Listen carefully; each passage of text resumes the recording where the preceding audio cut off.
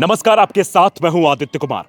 मैं एक सवाल आज पूछना चाहता हूं क्योंकि यह सवाल अनुराग से जुड़ा हुआ है। यह सवाल उस परिवार से जुड़ा हुआ है जो आज डर के साए में जीने को मजबूर है। दरअसल यह सवाल इसलिए भी अहम है क्योंकि अनुराग को अभी तक न्याय नहीं मिला है। अनुराग की आत्मा अगर यहां आसपास कहीं होगी तो वो भी न्याय की उम्मीद अब छोड़ने लगी होगी, क्योंकि पिता ने तो पहले ही कोर्ट जाना बंद कर दिया है। अब शायद और लोगों को भी या प्रधान को या बहनों को भी अब विश्वास नहीं हो रहा है कि न्याय मिलेगा। अब सवाल क्या है, जरा हम सवाल पर आते हैं। सवाल यह है, क्या गरीबों के लिए अलग न्यायिक व्यवस्था बनाई गई है? क्या गरीबों को इस देश में न्याय नहीं मिल सकता है? क्या कानून उन अपराधियों के लिए ही है? क्या वो कानून के दायरे में अपने आप को बचाने की कोशिश निरंतर करते रहेंगे और उन्हें कानून बचाता रहेगा? तहसीलदार साहब से यह सवाल है कि तहसीलदार साहब, आखिर आप इतने मजबूर क्यों हैं उस अपराधी के सामने, उस अपराधी के घर के सामने कि वहां बुलडोजर नहीं चल पा रहा है? 5वीं तारीख लग चुकी है और उस 5वीं तारीख में भी उम्मीद की अगर बात करें तो इत्तू सी भी नहीं बची है। परिवार उम्मीद की आस छोड़ रहा है। सरकार से भरोसा परिवार का उठ रहा है, प्रशासन से भरोसा उठ रहा है। जब परिवार से हम बात करने की कोशिश करते हैं तो उनके जहन से बस यही सवाल उमड़ता है कि आखिरकार हमें न्याय कब मिलेगा। वो पत्रकारों से पूछते हैं न्याय कब मिलेगा, वो प्रशासन से पूछते हैं न्याय कब मिलेगा, और अंततः भगवान की तरफ इशारा करके कहते हैं भगवान अब आप ही हैं, आप ही कुछ करिए, आप ही कुछ न्याय दिलाइए। न्याय की उम्मीद, और न्याय की उम्मीद वो भी प्रशासन और सरकार से रखना कितनी बड़ी बेईमानी साबित हो रहा है, वो इस परिवार को आज महसूस हो रहा है। अनुराग के पिता की आंखों में आंसू हैं, अनुराग की बहनों की आंखों में आंसू हैं, और उन आंसुओं का हिसाब न प्रशासन दे पा रहा है, न यहाँ की सरकारें दे पा रही हैं। सरकारें इसलिए भी कहेंगे कि कुछ लोग सरकार बनने की जद्दोजहद कर रहे हैं, चाहे वो अखिलेश यादव हो या अन्य राजनीतिक पार्टियां हो, और कुछ लोग सरकार में सत्तासीन हैं। वो दोनों लोग भी इस परिवार की तरफ नहीं देख पा रहे हैं। मैं ज़रा उन तस्वीरों को दिखाना चाहूँगा, उस घर के बाहर के माहौल को आपको दिखाना चाहूँगा। आज भी तारीख थी, आज भी परिवार इस उम्मीद में था, परिवार के साथ साथ जो पत्रकार इस खबर को कवर कर रहे हैं वो भी इस उम्मीद में थे कि शायद आज कुछ होगा, आज कुछ बड़ा फैसला आ जाएगा, और आज जो हमारी निरंतर पत्रकारिता चल रही है उसका एक एग्जाम्पल सेट हो जाएगा कि हमने जब अनुराग की आवाज़ उठाई, अनुराग के पीड़ित परिवार की आवाज़ उठाई, तो उस पीड़ित परिवार को न्याय दिलाने का काम किया गया और प्रशासन ने न्याय दिलाया। आप देख सकते हैं पिता हमारे साथ हैं, पिताजी के आंखों में आंसू हैं। वो रोज़ाना इस बात को लेकर अंदर से व्यथित होते रहते हैं कि अगर हमारा बेटा होता तो आज बहुत कुछ होता। हम पिता से बात करने की कोशिश करेंगे, समझने की कोशिश करेंगे कि आज इनके हालात क्या है। आज 5वीं तारीख थी। ये बहुत भावुक क्षण है। ऐसे क्षण में सवाल पूछना, बात करना, ये अपने आप में बहुत ही मतलब मैं उसको एक्सप्रेस नहीं कर पा रहा हूँ शब्दों में कि कितना ज़्यादा भावुक क्षण है ये। लेकिन आप पहले भी बोल चुके हैं, न्याय से मुझे उम्मीद नहीं रह गई है, प्रशासन से उम्मीद नहीं रह गई है, क्योंकि उस प्रशासन की वजह से ही आपका बेटा आज आपके बीच नहीं है। यह सवाल पूरा देश उठा रहा है कि अगर प्रशासन ने तत्परता दिखाई होती तो शायद आपका बच्चा जीवित होता। भ्रष्टाचार की भेंट भी आपका बच्चा चढ़ा है, ये भी लोग सवाल उठा रहे हैं। हम आपसे ये पूछना चाहते हैं कि आपने कोर्ट जाना बंद कर दिया है जी, क्या आपको यहाँ के डीएम दिनेश चंद्र सिंह पर भरोसा नहीं रहा?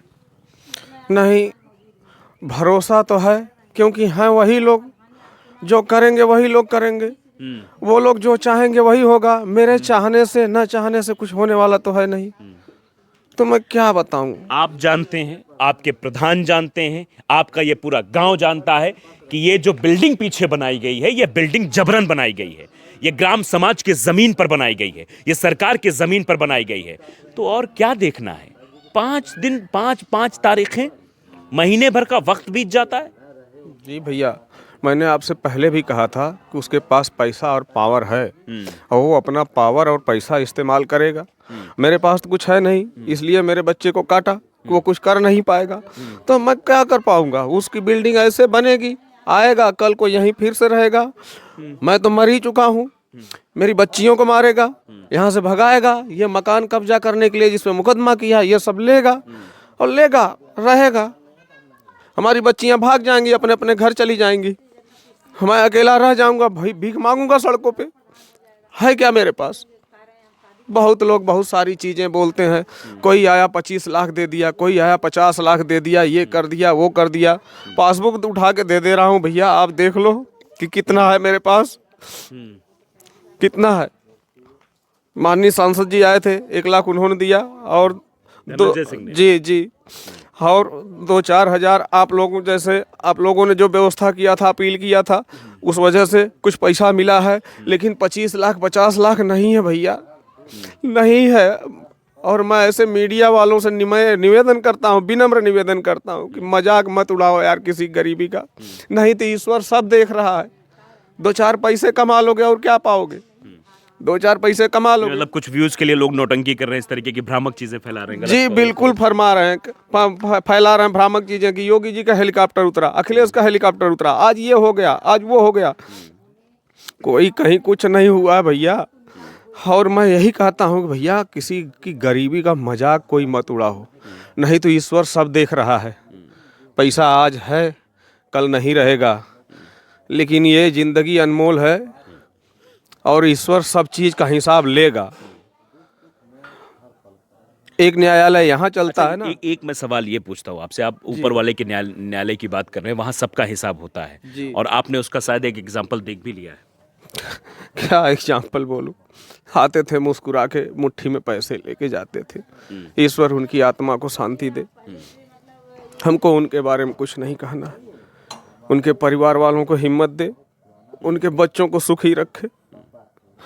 और मैं बार बार कहता हूँ कि जो जैसा करेगा वैसा भरेगा। मेरा निर्दोष बच्चा मारा गया है और जो जो इसमें हिस्सेदार है ना, तो वो उसकी लाठी चलेगी, आज नहीं तो कल।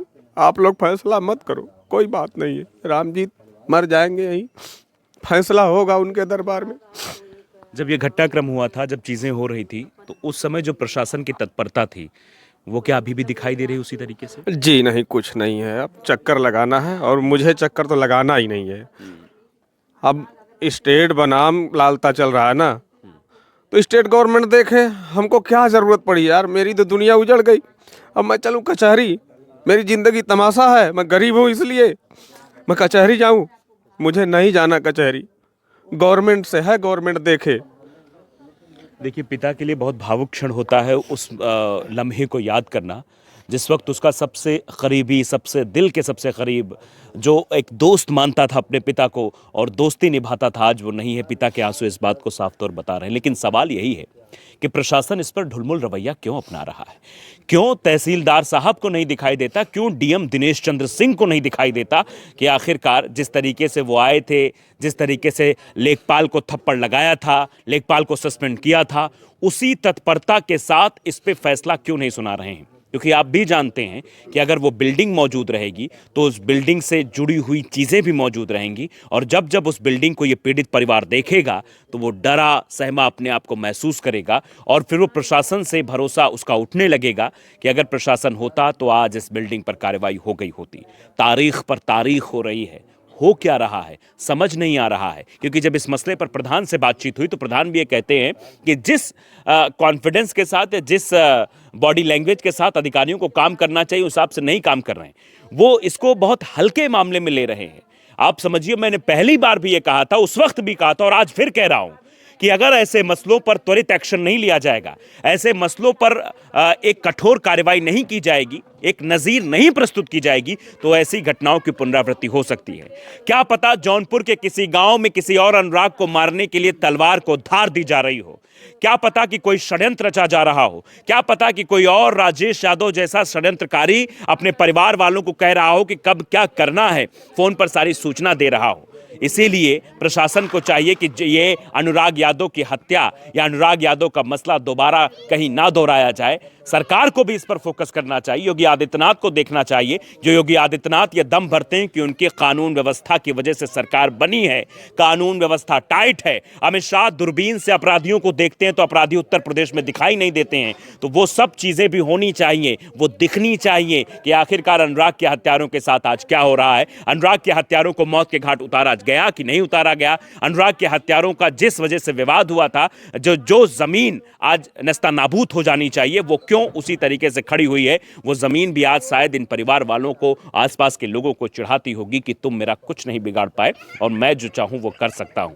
अगर दोबारा वो लोग छूट कर यहां आकर रहेंगे तो शायद कानून पर जो भरोसा थोड़ा बहुत बचा है वो भी खत्म हो जाएगा, क्योंकि ये बिल्डिंग गिरनी चाहिए। जब ये जमीन सरकारी है, जब सब कुछ पता है, प्रधान को पता है, नक्शा है, सब कुछ है, तो ऐसे में लेखपाल के बयान का क्या मतलब है? या लेखपाल को एक दिन पहले सूचित नहीं किया गया कि लेखपाल साहब कल आपका बयान दर्ज होना है, आपको तहसील में रहना है, इतने बजे से इतने बजे तक आपका बयान दर्ज होगा? ये सूचना क्यों नहीं दी गई? लेखपाल क्यों मौजूद नहीं रहा? क्या इस पूरे मसले में ढुलमुल रवैया अपनाया जा रहा है? क्या परिवार को सिर्फ ढांढस बताया जा रहा है कि नहीं कार्रवाई होगी, कार्रवाई होगी, और कार्रवाई कब होगी? ये सवाल उस दिन से लेकर आज तक भी बना हुआ है कि अनुराग के हत्यारों के घरों पर बुलडोजर कब चलेगा।